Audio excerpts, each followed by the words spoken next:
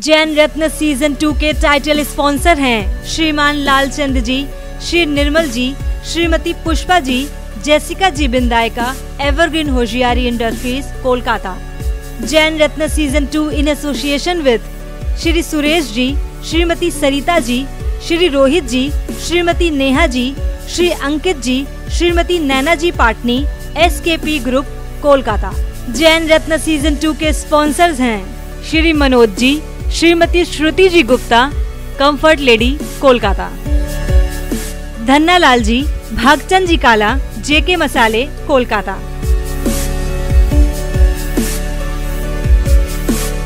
Doctor Vinod Kumar ji, doctor Lalita ji Achalia, Urja group, Kolkata. Shri Kailash Chand ji, Shrimati Kanak Mala ji, Shri Sandeep ji, Shrimati Sangeeta ji, Utsav, Harshit Barjatya, RK saris, RK studio, Kolkata.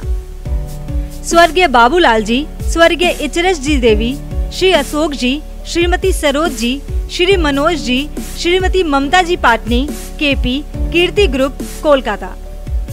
Shri Bhikam Chand ji, Shrimati Sushila ji Pugalia, Shri Mahavir agency, Shri Dungargarh, Kolkata.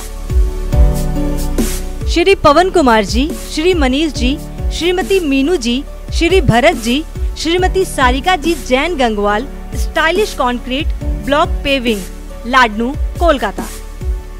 Shri Vinod ji, Shrimati Kiran ji, Shri Rahul ji, Shrimati Pooja ji, Shri Ritum ji, Shrimati Kalpa ji, Shri Saurabh ji, Shrimati Anuja ji Kala, सफेद group, Kolkata. नमस्कार, जय जिनेंद्र। मैं चांदनी सराहोगे आप सभी का वाह जिंदगी के इस बहुत चर्चित और प्रेरणादायक शो जैन रत्न सीजन 2 में स्वागत करती हूँ।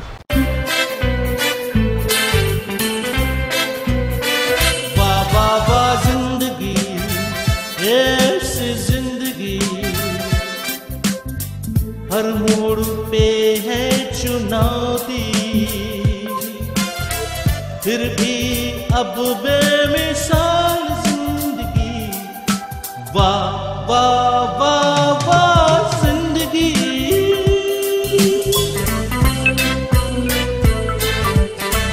कभी थी धूप जिंदगी, कभी है छाँव, जीते हैं जिंदगी के हर एक दाव। जाने ज़माना ये जाने आलम, चलते हैं साथ यूं खुशी और गम, खुशी और गम। वाह वाह वाह जिंदगी, ये ऐसी जिंदगी, हर मोड़ पे है चुनौती, फिर भी अब बेमिसाल जिंदगी, वाह वाह वाह वाह जिंदगी।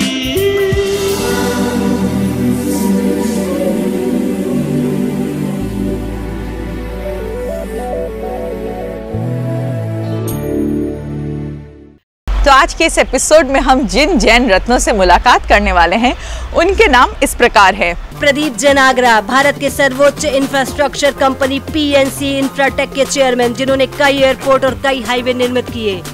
डॉक्टर गौतम भंसाली, मुंबई, कोविड काल में जिनके महाराष्ट्र कोविड प्लान से लाखों लोगों की जिंदगी बची।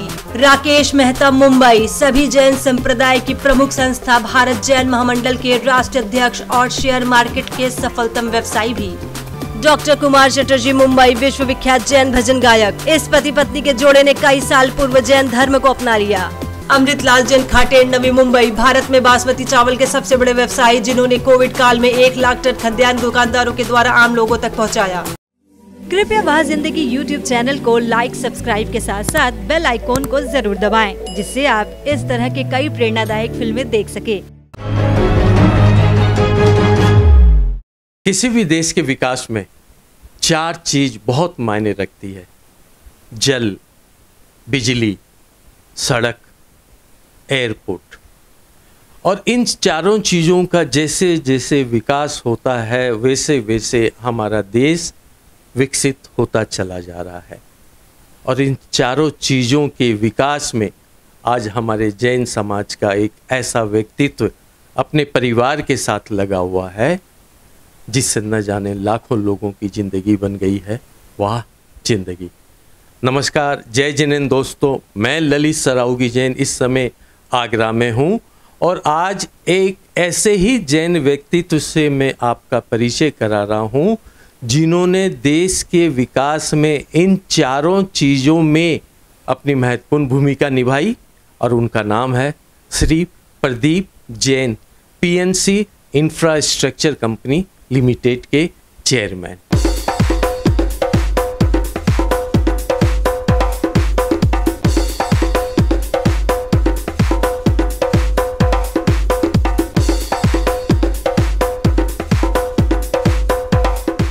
प्रदीप जी, आपका जैन रत्न में बहुत बहुत स्वागत है।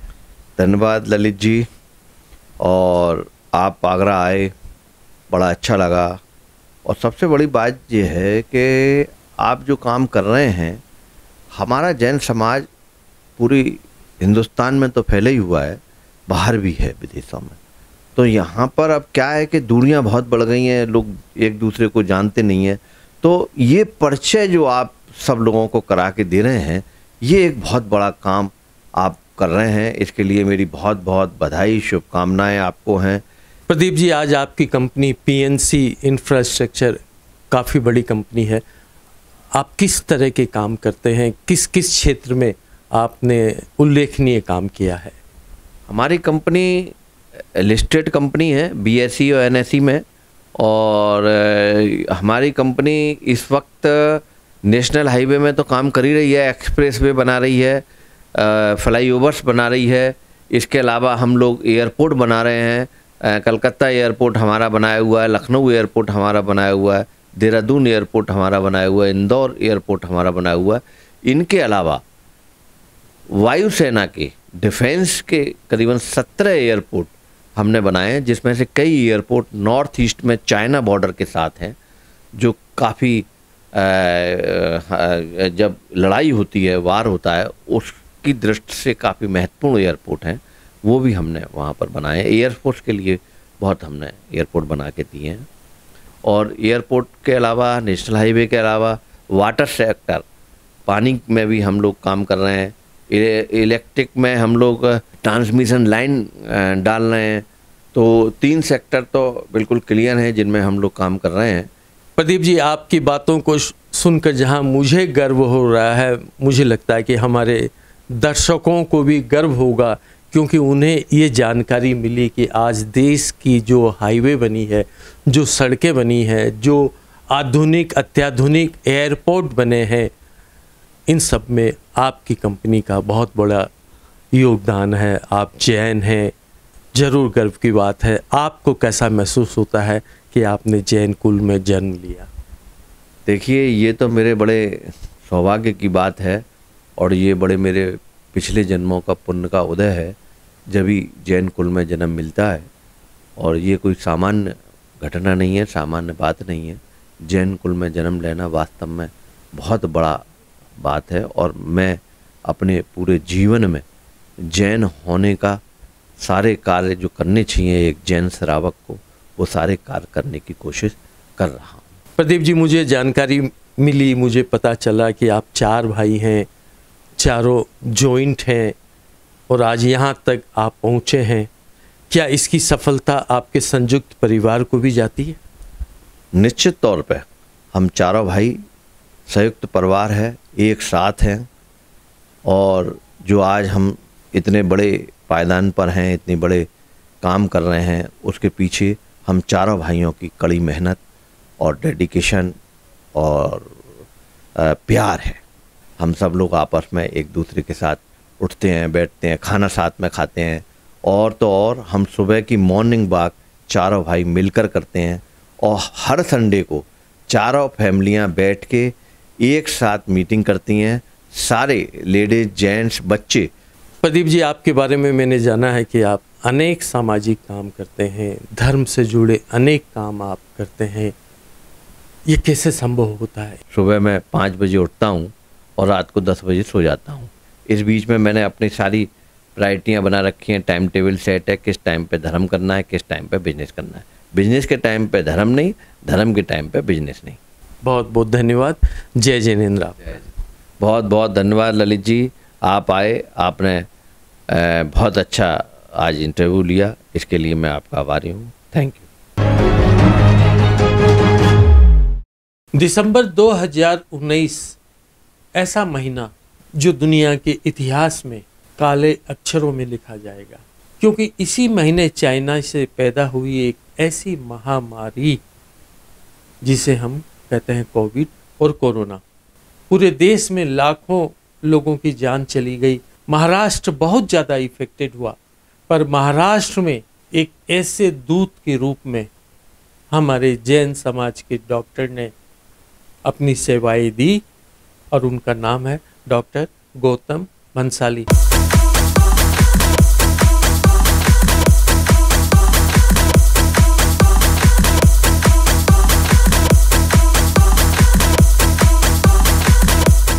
जैन रत्न सीजन 2 में आपका स्वागत है। बहुत बहुत धन्यवाद साहब, और मैं आपका बहुत बहुत आभार व्यक्त करता हूं कि आपने जैन रत्न वाह जिंदगी के प्रोग्राम में मुझे बुलाया। आपके बारे में मुझे जानकारी है कि केंद्र सरकार और स्टेट के बीच में आपने एक कोऑर्डिनेशन का काम किया, तो ये जिम्मेदारी आपको ही क्यों दी गई और आपने क्या काम किया, क्या मॉडल बनाया? जी, जब नया नया कोविड मुंबई के अंदर आना शुरू हुआ था, हिंदुस्तान में जो मेन एंट्री पॉइंट है केरला और महाराष्ट्र, ये 2 एंट्री पॉइंट है हमेशा, चाहे वो फर्स्ट वेव हो चाहे सेकंड वेव हो। जब यहाँ पे केसेस आ रहे थे तो हमारी municipal commissioner, government, chief minister, उनके साथ बैठ के हमारा डिस्कशन हो रहा था कि अगर मुंबई में आया तो हमने बेड कैसे लेने पड़ेंगे, किस तरह से प्राइवेट हॉस्पिटल को हमें इन्वॉल्व करना है, नर्सिंग होम को इन्वॉल्व करना है, नहीं करना है, या एक अलग से ही कोविड का सेटअप क्रिएट करना है। इस तरह के काफ़ी डिस्कशन चल रहे थे। जैसे ही हॉस्पिटल में 2 डॉक्टर 2 नर्सेज पॉजिटिव, 1-2 भी पॉजिटिव आए, पूरा हॉस्पिटल शट डाउन। जिस हॉस्पिटल में आते ऐसे करके एक के बाद एक हॉस्पिटल बंद होने लगे। तो मैंने मुख्यमंत्री साहब से मिलकर के रिक्वेस्ट किया उनसे, साहब कि हॉस्पिटल अगर अपन शट डाउन करेंगे, बंद करेंगे, तो जो ये कोविड के मरीज है वो जाएंगे किधर, बाकी मरीज है वो कहाँ जाएंगे, इनको अमन बंद करेंगे तो हम काम नहीं चला सकते। कोविड एक ऐसी बीमारी थी कि घर में अगर एक आदमी को हो गया तो उस आदमी के चक्कर में घर में 4, 5, 6, 7 लोगों को कोविड इन्फेक्शन होता था। डर के मारे हर आदमी जाके हॉस्पिटल भर्ती होता था। एक आदमी का बिल आया 4 लाख, 5 लाख, 6 लाख रुपया। यहाँ के महाराष्ट्र के मुख्यमंत्री जी ने मेरे को बुलाया, सारे प्राइवेट हॉस्पिटल की हमने मीटिंग लगाई। हमारे चीफ मिनिस्टर ने एक बात बोली उस टाइम में, हमारा गरीब मरीज बेचारा कहाँ जाएगा, 30 लाख 40 लाख किधर से जाएगा।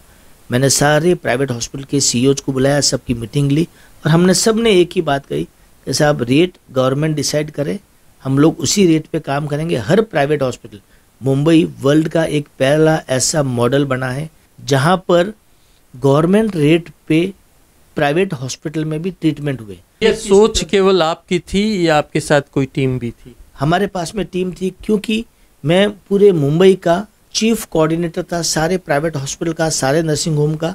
तो मुझे बार बार मीटिंग में बुलाया जाता था, मेरे पे प्रेशर बहुत है। मैंने as a chief coordinator for all private hospital, हमने हमारा एक कोविड ऐप नया बनाया, हमने एक सॉफ्टवेयर डेवलप किया, एक पोर्टल डेवलप किया, जिसमें हमने ये व्यवस्था करी थी कि कोई भी पेशेंट अगर आता है तो हॉस्पिटल रिफ्यूज नहीं कर सकता पेशेंट को। ये हमने मॉडल किया सो दैट पेशेंट को दर दर भटकने की जरूरत नहीं। सो हमारा एक वार्ड वॉर रूम ऐसा सोच था जिसमें पेशेंट को उसकी रिपोर्ट बताने से लेकर के उसके घर पे एम्बुलेंस भेजते थे, सैनिटाइज करते थे घर को, और पेशेंट को ला करके हॉस्पिटल में बेड पे लिटाते थे। मैं आपसे एक आग्रह करना चाहूँगा कि आज हमारे जैन समाज को लोग नहीं पहचान पाते हैं क्योंकि हम अपने साथ जैन नहीं लिखते हैं। अगर आप गौतम भंसाली जैन लिखने की परंपरा चालू करेंगे तो आपका अनुसरण बहुत सारे लोग करेंगे। जी, ये एक बहुत अच्छी शुरुआत है। मैं सरावगी साहब आपका बहुत बहुत धन्यवाद ज्ञापित करता हूँ कि एक तो आपने जैन रत्न चालू किया वाह जिंदगी के साथ मिलकर के, दूसरा जो अगर आप ये परंपरा शुरू कर रहे हैं नाम के आगे जैन लगाने की, जिसकी इस परिस्थितियों में इस वक्त में बहुत ही सख्त ज़रूरत है, जिसके अलग अलग मायने हैं, जिसके अलग अलग मतलब निकाले जा सकते हैं, लेकिन बहुत ही ज़्यादा ज़रूरत है। और आपके माध्यम से मैं ये भी कहना चाहता हूँ कि जितने भी जैन लोग हैं वो मिल कर के एटलीस्ट हमारा एक पर्व जो सबसे बड़ा जैनों का पर्व होता है संवत्सरी महापर्व, वो हम लोग एक दिन करें, जिसके लिए हम लोग गवर्नमेंट से मिल कर के उस दिन सार्वजनिक अवकाश छुट्टी की घोषणा करवा सकें, जिसको भी जो डेट सूटेबल करती है। और वो तभी संभव है जब आपने ये पहल की है नाम के आगे जैन लगाने की, इस पहल को हम लोग सीरियसली लेवें और मैं आपसे प्रॉमिस करता हूँ कि आज के बाद मेरे नाम के आगे डॉक्टर गौतम बंसाली जैन लिखा जाएगा। डॉक्टर साहब आपका बहुत बहुत धन्यवाद, आपने मेरी इस बात को स्वीकार किया, आपका बहुत बहुत धन्यवाद। सरावी साहब आपका भी बहुत बहुत धन्यवाद, आपने इस लायक समझा, हमें इस मंच पे बुलाया। कृपया वह जिंदगी YouTube चैनल को लाइक, सब्सक्राइब के साथ साथ बेल आइकॉन को जरूर दबाएं, जिससे आप इस तरह के कई प्रेरणादायक फिल्में देख सके। जैन रत्न सीजन 2 के आज के इस एपिसोड का सिलसिला अभी चलेगा। अभी और जैन रत्नों से मुलाकात बाकी है, कहीं जाइएगा मत, ब्रेक के उस पार मैं आप सभी का इंतजार कर रही हूँ।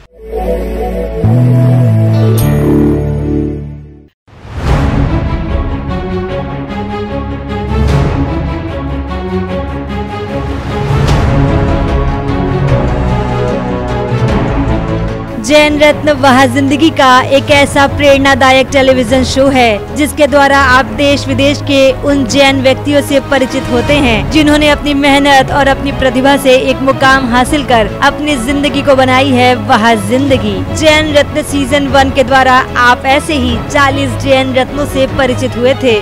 अब जैन रत्न सीजन 2 के द्वारा और 50 जैन रत्नों से आपका परिचय कराया जा रहा है। इसके लिए अभी तक हमारी 8 सदस्यीय टीम ने हवाई मार्ग, रेल मार्ग और सड़क मार्ग के द्वारा करीब 1 लाख किलोमीटर का सफर किया। बहुत जल्द जैन रत्न सीजन 3 की शूटिंग शुरू होगी। अगर आप भी किसी ऐसे जैन रत्न को जानते हैं जो उच्च पदों पर पदस्थापित हैं या फिर न्याय, स्वास्थ्य, शिक्षा, खेल, सामाजिक सेवा, राजनीति, अभिनय, गायन, विज्ञान, कॉरपोरेट, उद्योग, व्यवसाय, फिल्म आदि क्षेत्रों में अपना महत्वपूर्ण योगदान दे रहे हैं तो आप हमें सूचित करें। हमारी वह जिंदगी की 8 सदस्यीय टीम वहां जाकर उन पर फिल्म बनाकर जैन रत्न सीरीज में शामिल करेगी। हमसे संपर्क करें। ललित सरावगी जैन 9331722031 और सविता जैन 9038348983।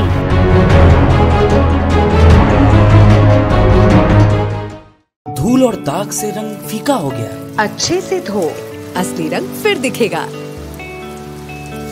अरे पर दाग निकालते हुए कपड़े का रंग फीका हो जाएगा। इसके लिए तो चैंपियन ब्लू है। इसकी स्टेनबो कलर प्रो टेक्नोलॉजी दाग तो हटाएगी, साथ ही कपड़े के रंग को भी रखे सुरक्षित। रंग हीरो, दाग जीरो। वह जिंदगी जिसने मात्र 10 साल में जहां 350 टीवी एपिसोड्स का निर्माण किया, वहीं 1000 शॉर्ट फिल्म बनाकर एक कीर्तिमान स्थापित कर दिया।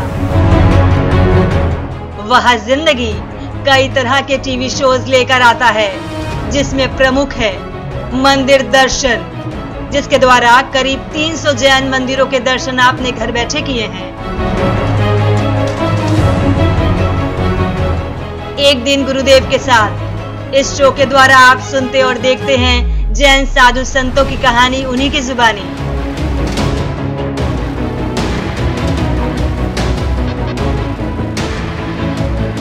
संरक्षण, इस कार्यक्रम में जिन क्षण होते जैन मंदिर एवं धरोहरों पर फिल्म बना के दिखाई जाती है, जिससे उन्हें संरक्षण मिल सके। आत्मकथा, इसमें हम देखते हैं उनकी आत्मकथा जिन्होंने संघर्ष और मेहनत कर अपनी जिंदगी को बनाई है वह जिंदगी।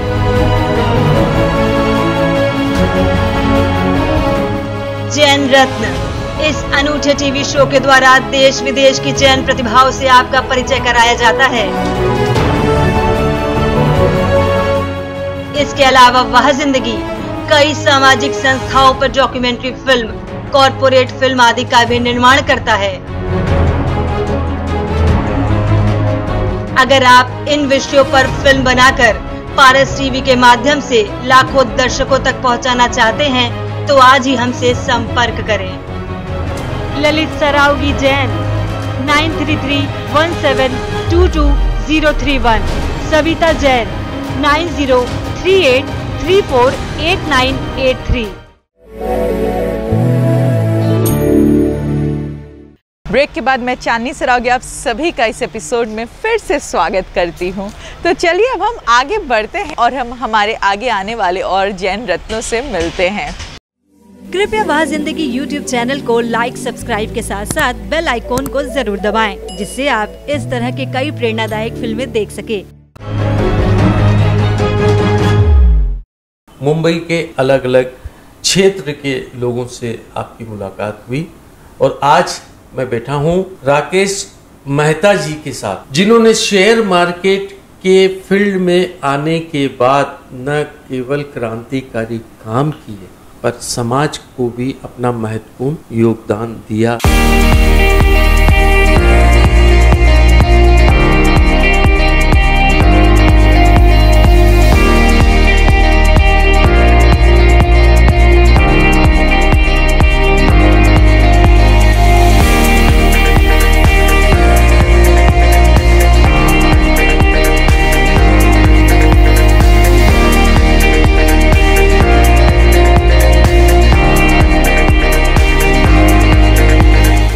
राकेश जी, जैन रत्न में आपका स्वागत है। समाज के जो ऐसे रत्न जो हिडन है, लोगों को मालूम नहीं है, उन्हें आप उजागर कर रहे हैं। बहुत बहुत धन्यवाद आपको और बधाई के पात्र हैं। राकेश जी, आप चार्टर्ड अकाउंटेंट थे, आपकी प्रैक्टिस बहुत अच्छी चल रही थी, फिर आप इस खतरों से कैसे खेलने लग गए? मैं चार्टर्ड अकाउंटेंट तो आज भी हूँ, प्रैक्टिस नहीं करता हूँ। ये खतरा नहीं है, एक्चुअली मैंने जब प्रैक्टिस करता था तो कहीं ना कहीं अनकम्फर्ट था, क्योंकि आप देखते हो जब इनकम टैक्स जाते हैं, जब लोगों से मिलते हैं, तो वो एक जो प्रोफेशनल आदमी को जो काम करना होता है, कहीं ना कहीं उस काम को हम नहीं कर पाते हैं। तो ये मेरे मन में कहीं ना कहीं चल रहा था कि यार हम कोई ऐसा काम करें जहाँ हम हमारी प्रोफेशनल एक्सपर्टाइज को यूज कर सकें। राकेश जी, विश्व की सबसे प्रसिद्ध और पुरानी संस्था भारत जैन महामंडल के आप राष्ट्रीय अध्यक्ष बने। आपके नेतृत्व में जैन समाज के लिए क्या किया जाएगा? 1899 में ये संस्था बनी थी और इस संस्था को मेरे ख्याल से भारत के राष्ट्रपति से लगाकर हमारे जितने भी industrialist, union cabinet ministers, chief ministers, prime minister, सबने इस संस्था को ब्लेसिंग्स दी है। और इस संस्था में हमारे जितने भी साधु साध्वी भगवंत है, चारों संप्रदायों के, उनकी भी ब्लेसिंग्स मिलती है। संस्था की अनोखी बात यह है कि 122 वर्ष में आज तक कोई इलेक्शन नहीं हुआ। हर 3 साल में इसका अध्यक्ष चेंज होता है, इन चारों समाज के फिरकों से वो अध्यक्ष बनता है, अपना कार्यकाल चलाता है। जैन समाज के जो मुख्य 4 संप्रदाय हैं, उन चारों संप्रदायों का ये एक सामंजस्य है। फिर भी कहीं न कहीं तीर्थ क्षेत्रों में कुछ संप्रदाय का आपस में झगड़ा चलते रहता है, ये मेरी संपत्ति है, वो उसकी संपत्ति है। ललित जी, आपने बहुत अच्छा क्वेश्चन उठाया। मैं आपको कहूँगा कि जो अपने तीर्थ रक्षा के झगड़े हैं, वो संपत्ति को लेकर झगड़ा नहीं है। कहीं कोई संपत्ति अपनी है ही नहीं। आज अगर आप समेश शिखर देखेंगे तो समेश शिखर का जो पहाड़ है वो कोई हमारी संपत्ति नहीं है, झारखंड सरकार की संपत्ति है।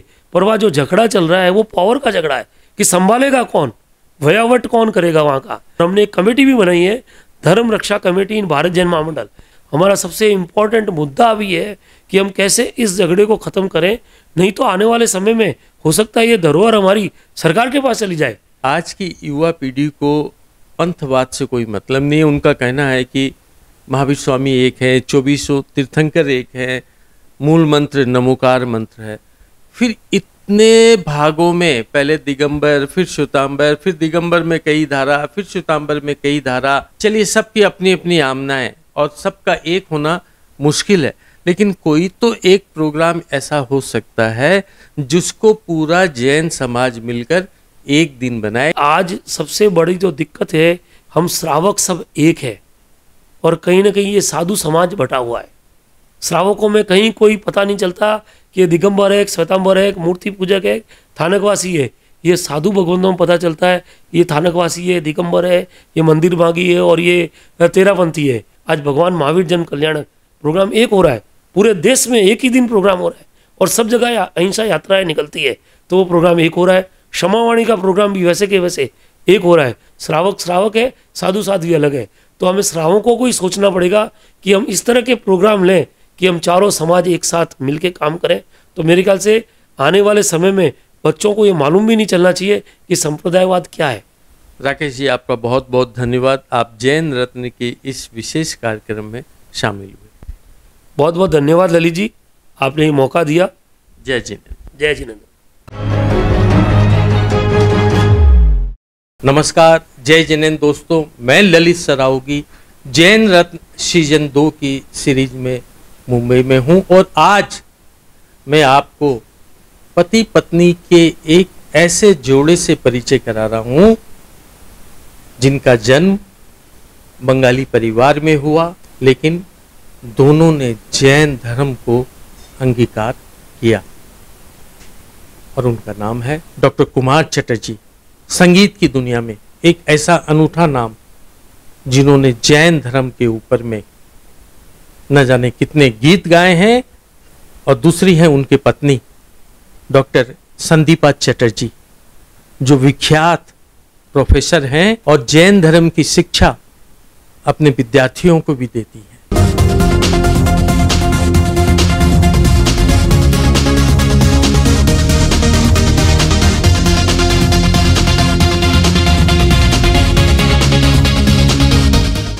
बंगाली कुल में आपने जन्म लिया, लेकिन आपने जैन धर्म क्यों अपनाया? ललित जी, मैं बॉम्बे में 1986 को आया और 88 में मुझे योगीराज श्रीमद आनंद खंड जी का एक बुक्स मिला, जो बुक्स पढ़ के मुझे इंस्पिरेशन हुआ। एक घटना मेरे जीवन में घटी कि सायन में मेरा माँ के समान एक लेडी थे जिनका नाम था देवेंद्रबेन शाह। उन्होंने एक दिन ऐसे ही मुझे पूछा कि कुमार भाई, ऐसा चिमटा लगाया और उन्होंने पूछा आपको कैसा लगता है? तो मैंने बोला मुझे लग रहा है। तो उन्होंने पूछा कि आपने कभी सोचा कि जब आप कोई पशु को काट के खाते हैं उनको कितना लगता होगा? बस उस दिन और आज के दिन वो जीवन से मेरा खत्म हो गया। कितने साल हो गए? 35 इयर्स। जैन धर्म के क्या आप जो नियम होते हैं उनको भी मानते हैं? बेसिक जो फंडामेंट्स है, जैसे कंदमूल नहीं खाना, चौवियर करना, नौकार मंत्र की आराधना करना, ये जो भी होता है ये सब मैं करता हूँ। मैं रात्रि भोजन तो करता ही नहीं हूँ और 2010 से मैं बाहर के कोई पानी भी नहीं पीता हूँ, बाहर के खाना भी नहीं खाता हूँ। आपने अभी तक कितने जैन भजन गाए? आनंद घन जी का 108 पद गाया हूँ और ऐसा तो गिनती में नहीं है, बट हमारे एक सिद्धांत है जो कि मैं पूरा पहले दिन से फॉलो करता हूँ। अगर मुझे कोई करोड़ों रुपया देता है ना, तो भी मैं पिक्चर के धुन में जैन स्तवन नहीं गाता, बिकॉज जैन तीर्थंकर जो है राग द्वेष से परे है, इसीलिए उसको वितराग ही कहता है। तो जो राग द्वेष से परे है उनकी स्तवन हम राग द्वेष वाला धुन पे नहीं गा सकते, ये सिद्धांत है। अगर आपका आज्ञा हो तो मैं एक स्तुति सुनाता हूँ। जरूर जरूर सुनाए आप। दिम दान दिम दान दिम दिम दिम दान दिम दान दिम दिम दिम दान दिम दान दन दन दिम दन दन दिम दन दन दिम रमण मोमण मारी हंताणम जयकारा बोल नौकारा रमण मोमण सिद्धाणम बोल जयकारा बोल नौकारा बोल नौकारा बोल नौकारा बोल नौकारा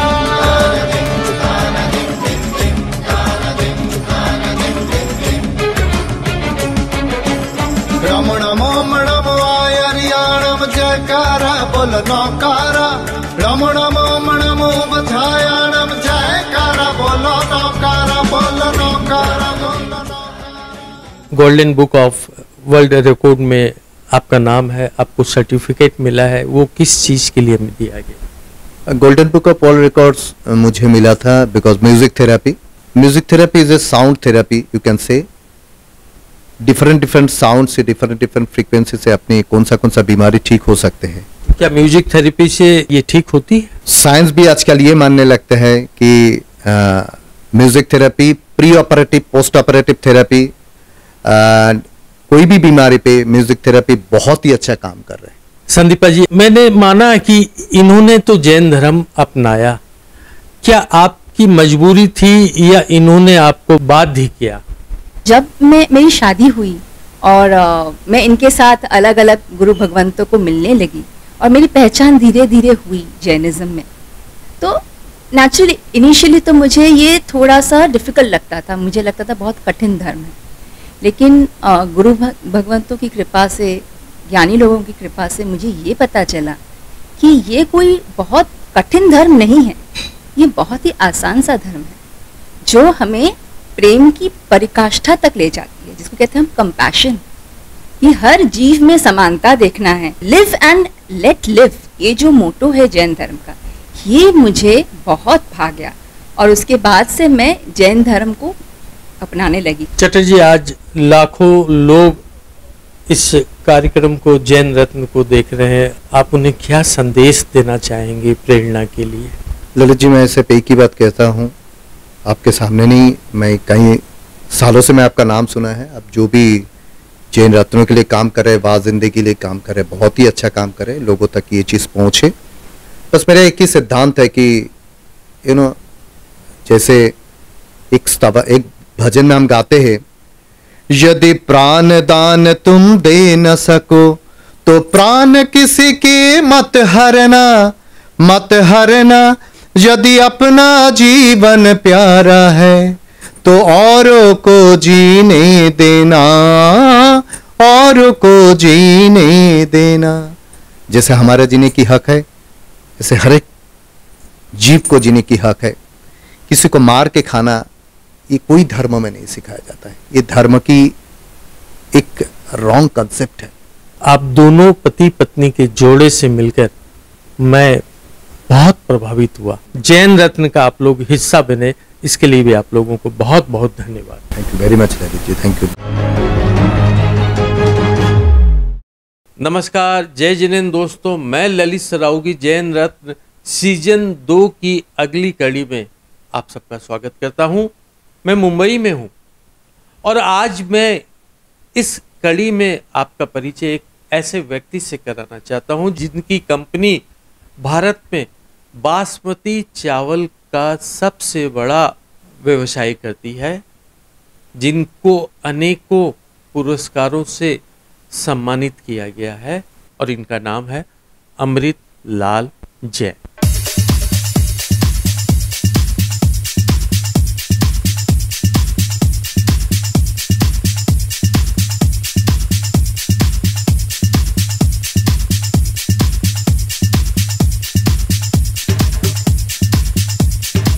अमृत जी, वाह जिंदगी की ये विशेष प्रस्तुति जैन रत्न सीजन 2 में आपका बहुत बहुत स्वागत है।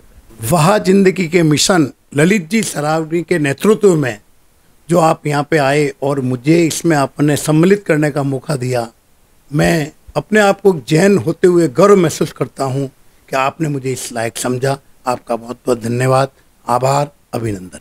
भारत के सबसे बड़े आप बासमती चावल के व्यवसायी हैं, क्या व्यवसाय है ये? मैं एक पाली जिले के छोटे से कस्बे खिवाड़ा में रहता था और बचपन से एक जुनून था कि कुछ करना है। मैं 18/11/1993 को मुंबई आया और मुंबई आने के बाद में मात्र 3 साल में एपीएमसी का हाईएस्ट सेलर बनकर 1996 में शरद जी पवार और खुराके वाला जी के नेतृत्व में मैंने 1 महीना विदेश में भारत का एक्सपोर्ट बढ़े, उसमें मैं उनका अंग बना। उसके बाद में ये जुनून मुझे लगातार बढ़ता गया और लोगों को ऐसी एक अवधारणा थी कि बासमती चावल एक पूंजीपतियों का, करोड़पति वही खा सकते हैं। इस मिथ्यांक को मैंने तोड़ा और हर वर्ग, गरीब, अमीर, मीडियम क्लास के लिए चावल को मुहैया कराया। और आज मुझे कहते हुए बड़ी हर्ष हो रही है कि मैं हिंदुस्तान का सबसे बड़ा चावल का विक्रेता हूँ। मैं ये एपीएमसी मंडी में घूमा, ये एशिया की सबसे बड़ी अनाज मंडी है, तो इस मंडी से आप कैसे जुड़े हुए हैं?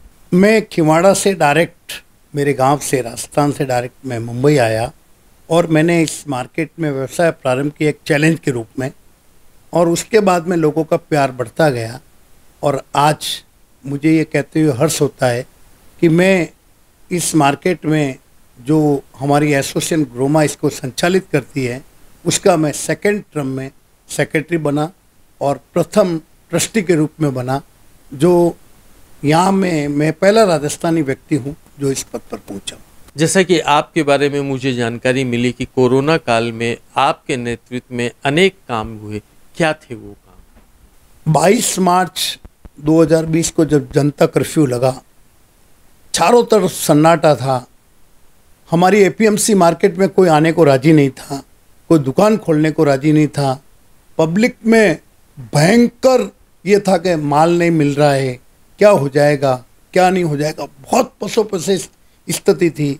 तब मैंने घर से बोला कि मैं तो दुकान जाऊंगा, दुकान खोलूंगा मेरी, उसके साथ ही पूरे मार्केट को मैं खुलाऊंगा। और मैंने सबको यह करके समझाया कि एक भारत की बॉर्डर के ऊपर सैनिक भी अपनी जान जोखिम पे डाल करके अपनी देश की सेवा कर रहे हैं, तो ऐसे कोरोना काल में क्यों नहीं हम सेवा करें। यही समझ के मैंने सबको मोटिवेट किया और धीरे धीरे सबको ला करके हमने पूरे समय तक 10 बजे से 7 बजे तक दुकानें खुली रखी। कोई कालाबाजारी नहीं होने दिया, कोई जमाखोरी नहीं होने दिया, कोई रेट ज़्यादा नहीं लेने दिया।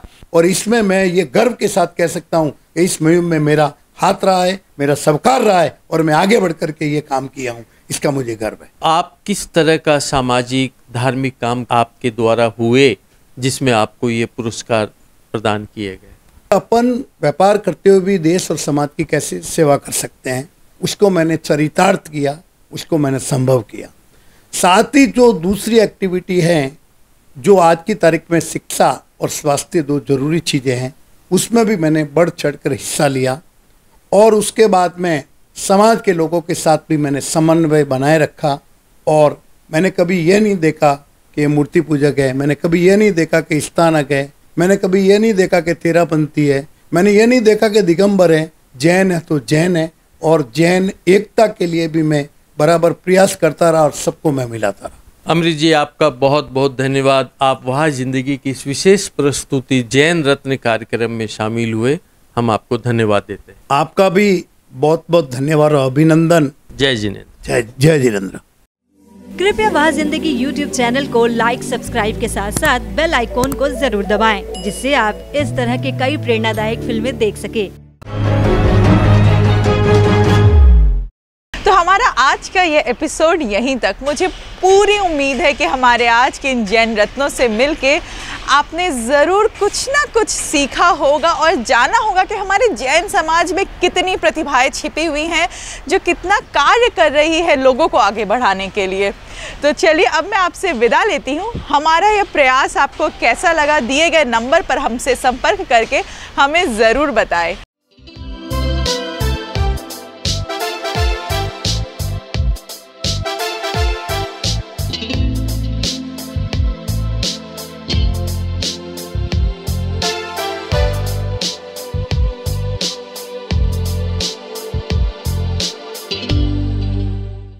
और तब तक के लिए अपने परिवार का ख्याल रखिएगा।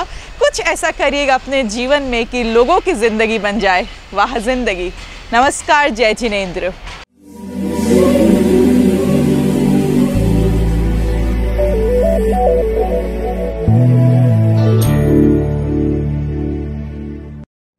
कृपया वह जिंदगी YouTube चैनल को लाइक, सब्सक्राइब के साथ साथ बेल आइकॉन को जरूर दबाएं, जिससे आप इस तरह के कई प्रेरणादायक फिल्में देख सके।